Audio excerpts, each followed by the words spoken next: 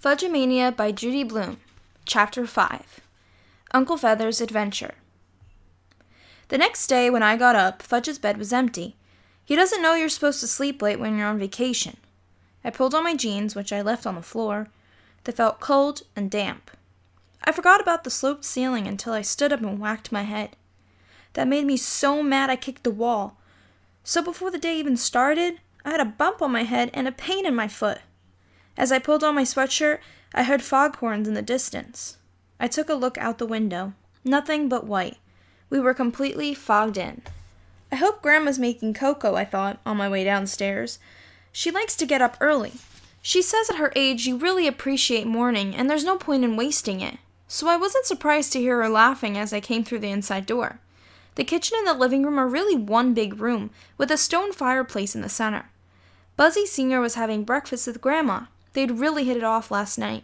At supper, they laughed so hard you'd have thought they were old friends. At the same time, Grandma was trying to feed Tootsie oatmeal. But Tootsie likes to feed herself, so she grabbed the spoon out of Grandma's hand and wound up with a blob of oatmeal in her hair. "Pee!" Tootsie said when she spotted me. "You have to go potty?" Grandma asked, as if Tootsie is toilet trained, which she definitely is not. "She's trying to say Pete," Fudge explained. He was at the table counting Cheerios. He counts out exactly 200 before he starts to eat. It takes forever because half the time he gets his numbers mixed up. Mom says it's just another phase and he'll get over it. He better, or he'll never make it to school on time. Then Sheila waltzed in wearing a fuzzy pink robe and bunny slippers. You'd think she'd be embarrassed to be seen that way, but I guess nothing embarrasses the Cootie Queen. When Jimmy finds out he has to see her first thing in the morning, he'll be on the next plane back to New York. Sheila opened all the windows in the living room on her way to the table. "What are you doing, Sheila?" Grandma said. "You're freezing us out." "I can't stand the smell," Sheila said. "It's a Maine smell," Buzzy Sr. said. "It's the dampness and the mildew." "Doggy Doo is more like it," Sheila said. "Maybe your dog goes inside, but my dog doesn't," I told her. "Close the window, Sheila, please," Grandma said. "The baby could catch a chill." Sheila muttered to herself, but she closed the windows. When she got to the one in front of Uncle Feather's cage, she peered inside and said, "Where's your bird, Fudge?" "What do you mean?" I asked. "I mean, Uncle Feather's not in his cage," Sheila said. I looked over at Fudge, but he kept counting his Cheerios. 82, 83. "His bird is gone?" I asked. "Yes," Sheila said, "gone. As in not present? As in disappeared from view?" I jumped up from the table and ran over to Uncle Feather's cage. Sheila was right. Uncle Feather was definitely not present. I looked back at Fudge, who kept counting his Cheerios. 84, 85. "Where's Uncle Feather?" I asked him. "Someplace nice," he said. 86. "What does that mean?" I said. "I'm trying to count." "I'm waiting for an answer," I told him. So was everyone else. Finally, Fudge looked up from his Cheerios. He was bored. He wanted to come out of his cage. "You let him out of his cage?" I couldn't believe this. "Just for a little while," he started counting again. 52, 53. "Go get him," I said. "First I'll have my cereal." "Oh, no you won't," I told him. "First you'll get your bird." "Grandma," Fudge said in his best little boy voice. But Grandma didn't fall for it.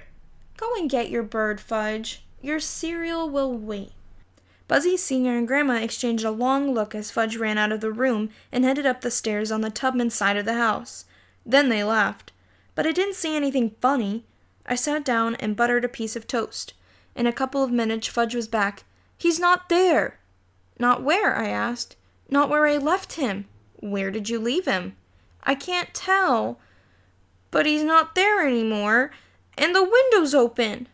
I looked over at Sheila.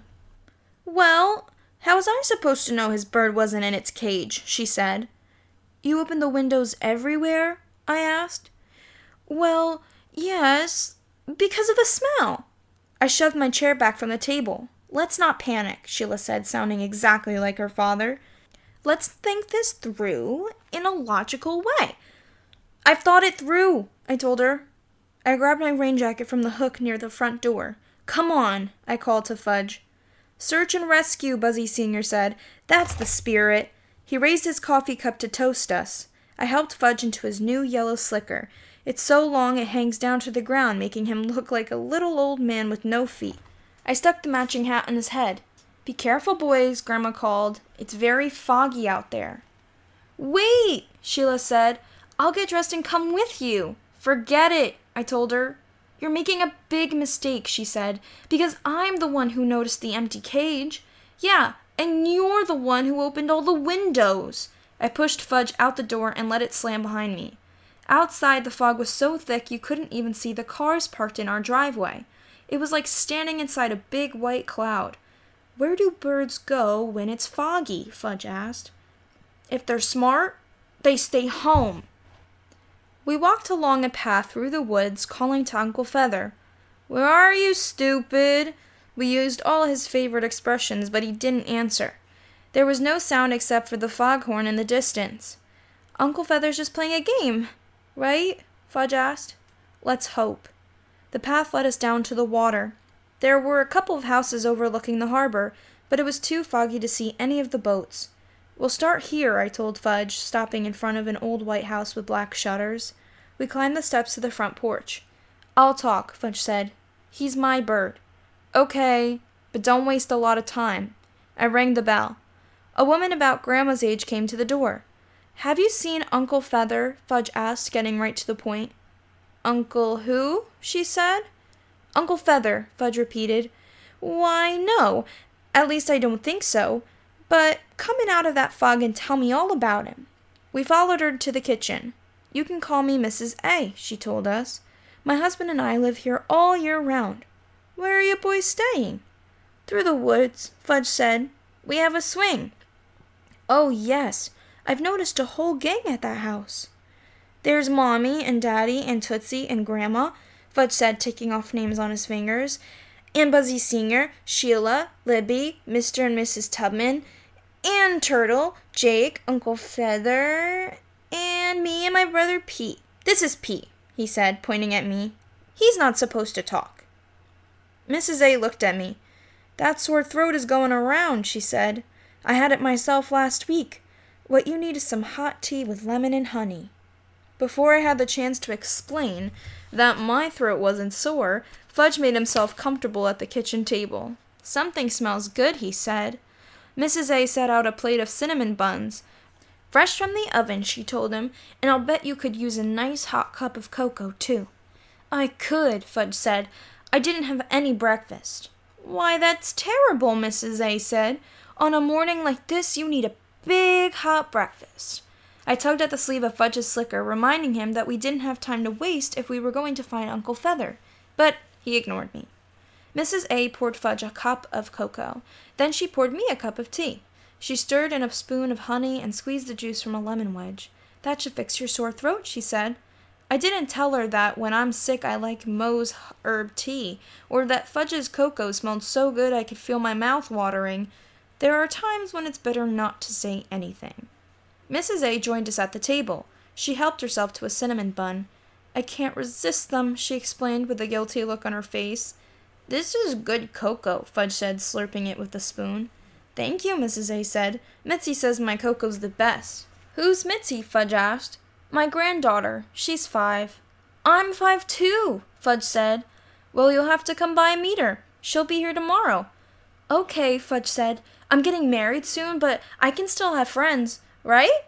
That's right, Mrs. A said. Everybody needs friends. She didn't ask Fudge about getting married. Instead, she watched fascinated as he unwound his cinnamon bun and picked out all the raisins. He piled them up in the corner of his plate.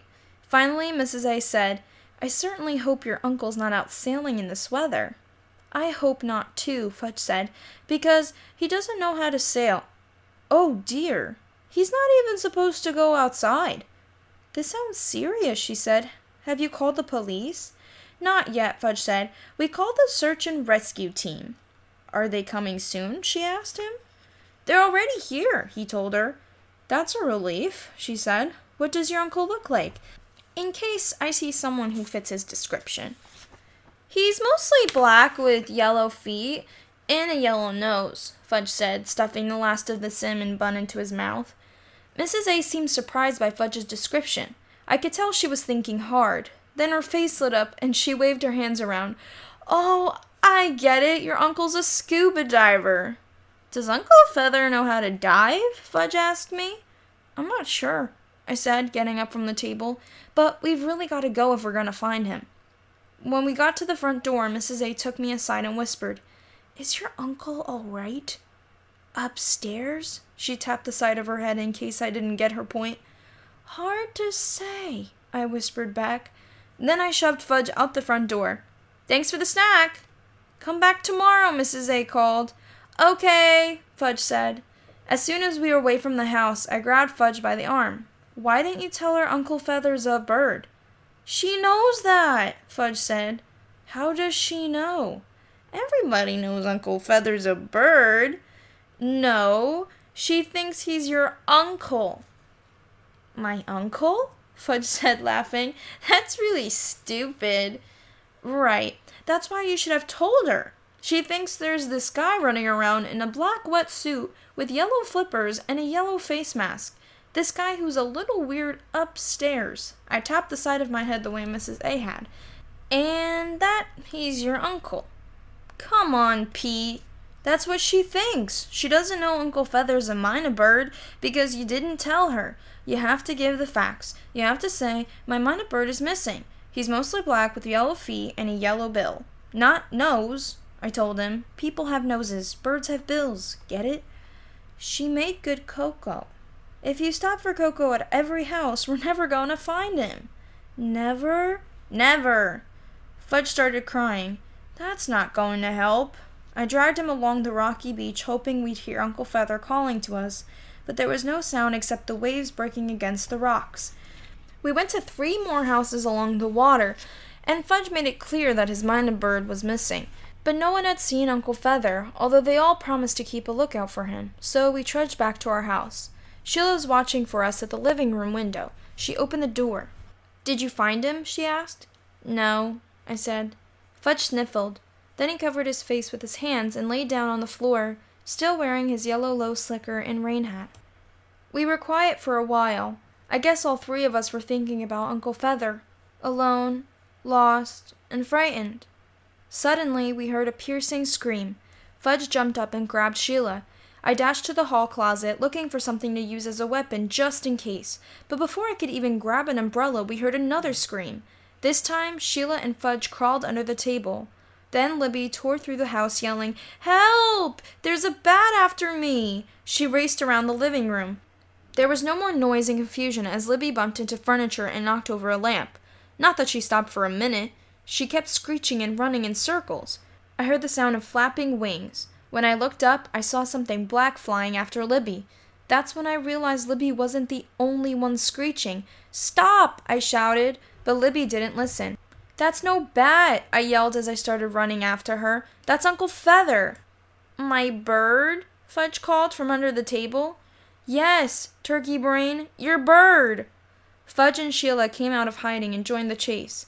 It didn't take long before everyone else in the house came to see what was happening. Tootsie, who's a good screecher herself, joined right in. Ee! Ee! Ee! She screeched as loud as she could, which got Uncle Feather going again. You 4 are going to have to play more quietly, Mrs. Tubman said. We're not playing, Libby screamed. Ee! Ee! Ee! Tootsie kept it up. Everybody freeze, Dad shouted. Just freeze right where you are.